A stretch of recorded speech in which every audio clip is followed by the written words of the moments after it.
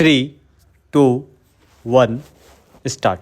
We have carefully considered the submissions made across the bar. We have perused the evidence of the material prosecution witnesses with the assistance of the learned counsel appearing for the appellant.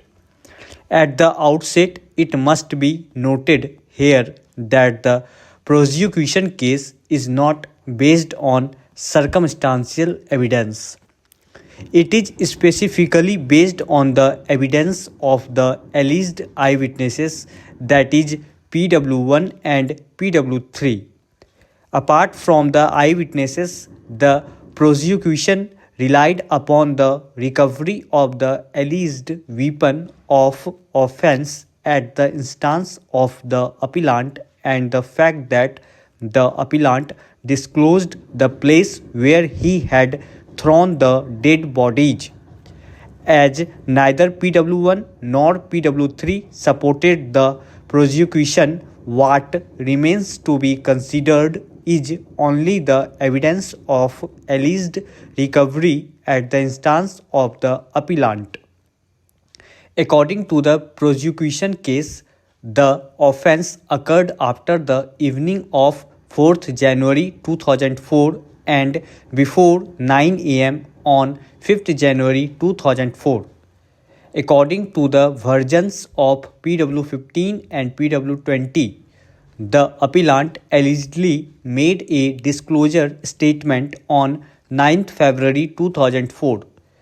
According to both the witnesses, the appellant disclosed that he had kept a country-made pistol along with 2 cartridges wrapped in a polythene bag in front of the Plaza building.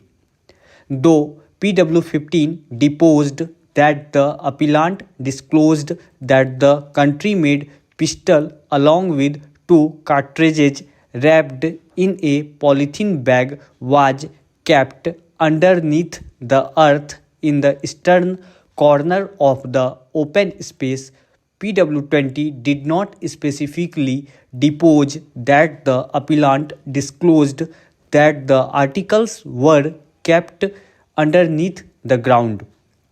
PW15 described how the appellant took the police to the park in front of the Plaza building. He did not state that the recovery was made after digging the earth. He stated that the appellant led the police to the eastern corner of the park and showed the country-made pistol of 315 bore along with 2 cartridges.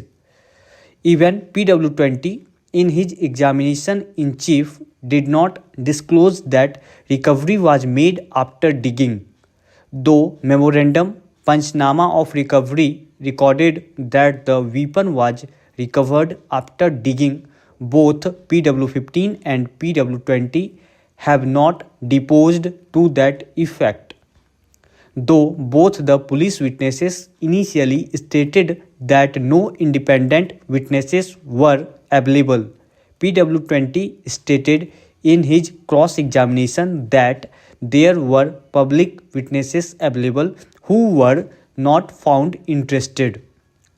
More than one factor renders the prosecution theory regarding recovery very suspicious and doubtful. The first factor is that the recovery was allegedly made 1 month and 4 days after the occurrence.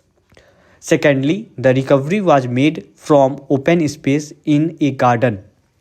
Thus, the place was easily accessible to many.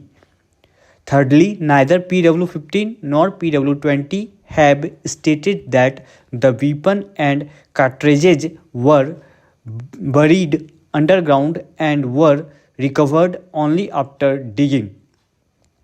Lastly, though independent witnesses were available, they were not made witnesses to the Panchnama made pursuant to the alleged statement made by the appellant. as the recovery of the weapon at the appellant's instance cannot be believed, the decisions relied upon by the learned counsel for the respondent are not significant at all. She relied upon the decisions which hold that in certain cases a conviction can be based on the recovery of the weapon of offense at the instance of the accused. Stop.